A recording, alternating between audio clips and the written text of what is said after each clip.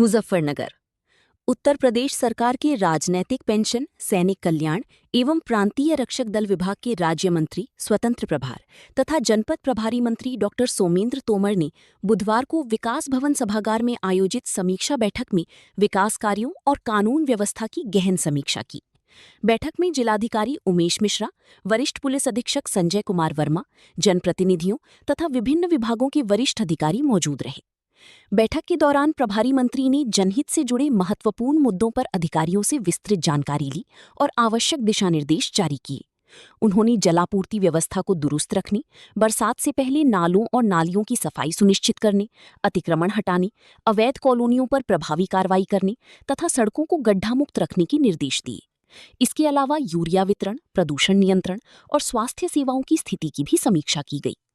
Doctor Tomar ने विशेष रूप से कॉलेजों और शिक्षण संस्थानों के आसपास नशीले पदार्थों की बिक्री पर रोक लगाने के लिए कड़ी कार्रवाई करने के निर्देश दिए।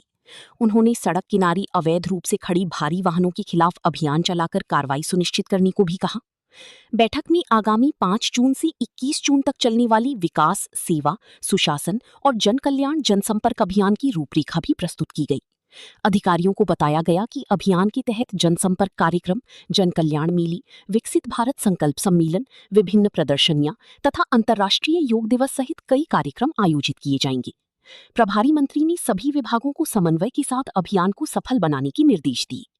बैठक के बाद डॉक्टर सोमेंद्र तोमर भाजपा नेता संजय अग्रवाल के आवास पर पहुंचे, जहां पत्रकारों से बातचीत के दौरान उन्होंने पश्चिम बंगाल में तृणमूल कांग्रेस के नेता अभिषेक बनर्जी पर हुई कथित जानलेवा हमले पर प्रतिक्रिया व्यक्त की।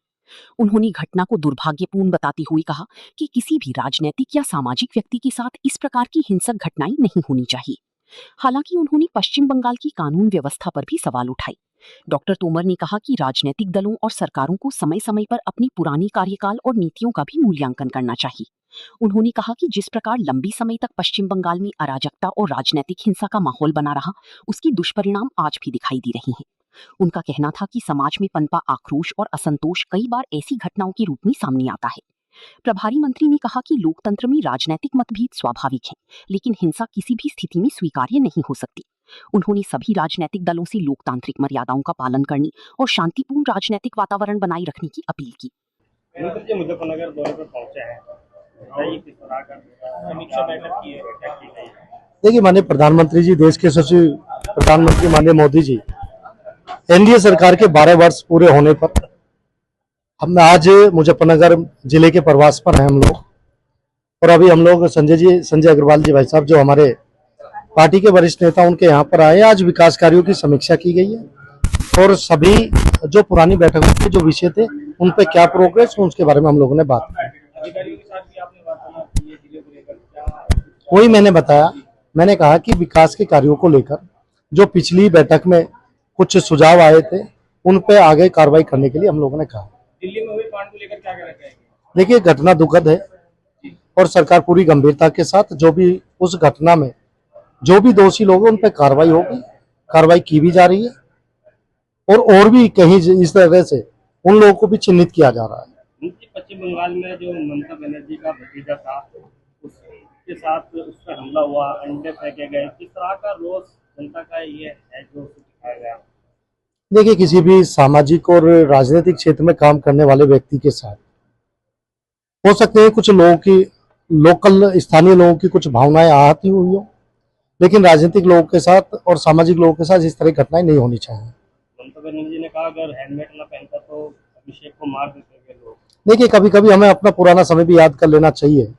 उन्होंने जिस तरह से पश्चिम बंगाल को दिया, जिस तरह का हम जैसा देते हैं वैसा ही अपने आप को स्वयं मिलता है।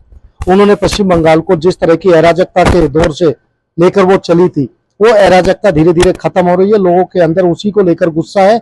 जिस तरह के काम उन्होंने किए थे, लोग उससे आक्रोशित भी है। कैबिनेट में आप पहुंचे हैं, किस तरह का अब विजन है? क्या मुजफ्फरनगर के प्रभारी मंत्री है, क्या कुछ खास मुजफ्फरनगर के लिए रहेगा? देखिए, पार्टी नेतृत्व का जो आशीर्वाद मिला है, हमारा प्रयास यही रहेगा। मुजफ्फरनगर की जिम्मेदारी माननीय मुख्यमंत्री जी के और पार्टी के आशीर्वाद से मुझे मिली है। हमारा प्रयास यही है।